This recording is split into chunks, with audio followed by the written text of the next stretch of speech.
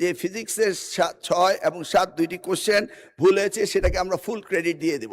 মাননীয় মন্ত্রীকে দয়া করে বলবেন যে কি সমস্যা ছিল পরীক্ষাটি কিছুদিনের 2 দিনের জন্য বা 1 দিনের জন্য পিছিয়ে দেওয়ার। মাননীয় স্পিকার, আপনাকে অসংখ্য ধন্যবাদ।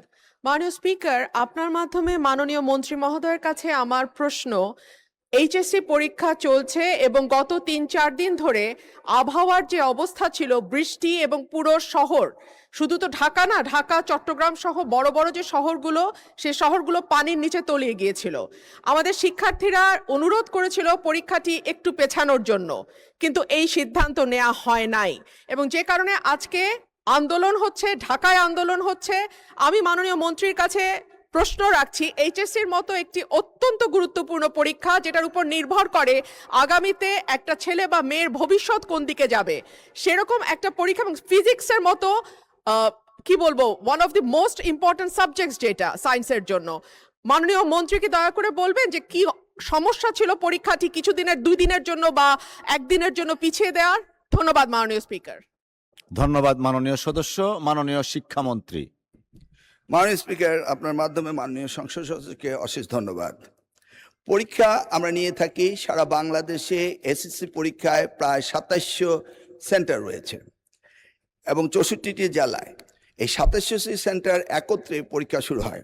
ইতিমধ্যে আপনারা শুনেছেন যে চট্টগ্রামে যখন এই ফ্লাড হলো, তখন আমরা একে একে প্রথম রাঙ্গামাটি, বান্দরবন, পরে আমরা খাগড়াছড়ি এবং এরপরে আমরা চট্টগ্রাম পুরা বোর্ডের পরীক্ষা আমরা বন্ধ করে দিয়েছি। আমরা লক্ষ্য করেছিলাম বৃষ্টি হচ্ছিল এবং আমরা মনিটরিং করছিলাম। সেই সাথে মনিটরিংয়ের সময় আমরা 64টি জেলার এসপি এবং 8টি বিভাগীয় কমিশনার এবং প্রত্যেকটি বোর্ডের চেয়ারম্যান, ইউনো সকলের সাথে আমরা কথা বলেছি এবং ওয়েদারম্যান, আমরা ব্রডকাস্টিংয়ের জন্য তাদের সাথেও কথা বলেছি। তারা বলল যে বৃষ্টি হবে না, সেই কথাটি তারা বলেছে। বিকেল 5টা পর্যন্ত আমরা বসে থেকে সিদ্ধান্ত নিলাম যে সকলেই বলল যে ওয়েদার ভালো হবে, সেই জন্য আমরা পরীক্ষা রেখেছি। সকালে ঘুম থেকে উঠেই দেখতে পেলাম কুমিল্লা সরকারি মহিলা কলেজের মাঠ পানিতে ভরে গিয়েছে। সাথে সাথে আমরা মেয়র সাহেবকে, ফায়ার ডিপার্টমেন্টকে, পুলিশকে, ডিসিকে বললাম যে এই পরীক্ষা কেন্দ্রে স্থানান্তরিত করার জন্য। তারা তখন সকলকে নৌকায় করে ওই স্কুলের 5তলা ভবন, সেখানে নিয়ে পরীক্ষা তারা নিয়েছে। আমরা সেটা দেখেছি তাদের দুর্ভোগ। তাছাড়া বাংলাদেশে, সারা বাংলাদেশে আমরা ডিসিদের সাথে কথা বলেছি এবং ইউনিয়নদের সাথে, তারা বলেছে যে কোথাও পরীক্ষা কোনো রকম দুর্যোগ ঘটেনি, একটি শুধু কুমিল্লা মহিলা কলেজে ঘটেছে। এবং সেই সাথে ফিজিক্সের প্রশ্ন 6 এবং 7 এই দুইটি প্রশ্ন ভুল হয়েছে। মাননীয় স্পিকার, আমরা দায়িত্ব পেয়েছি মাত্র 4 মাস। কোশ্চেন মডারেটর, আগের কোশ্চেন মডারেটর কোশ্চেন করেছিল। আপনি জানেন যে কোশ্চেন মডারেট করতে হলে এই প্রক্রিয়াটি 2 বছর আগে থেকে শুরু করতে হয়।